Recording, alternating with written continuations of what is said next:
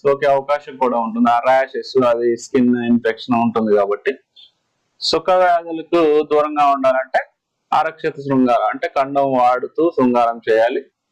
అదే విధంగా ఇతర పరిస్థితితో శృంగార కార్యకలాపాలు చేయకపోవడమే మంచిది, లేదా ఎక్కువ మందితో శృంగారంలో పాల్గొనకపోవడమే మంచిది. ఇవి సుఖ వ్యాధులు.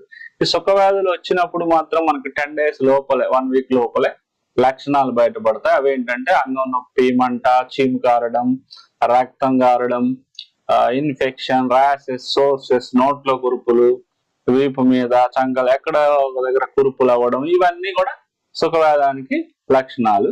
ఈ సుఖవ్యాధులు వచ్చినప్పుడు సెక్సాలజిస్ట్ కానీ, లేదా HIV స్పెషలిస్ట్ కానీ, లేదా డెర్మటాలజిస్ట్ కానీ, ఇది ఎవరినైనా కలిసి మనం టెస్టులు చేసుకోవడం ద్వారా కూడా అవి తెలుసుకొని వాటికి జస్ట్ యాంటీబయాటిక్ మెడిసిన్స్ ఉంటాయి, అవి వాడితే సుఖవ్యాధులు పూర్తిగా తగ్గిపోతాయి.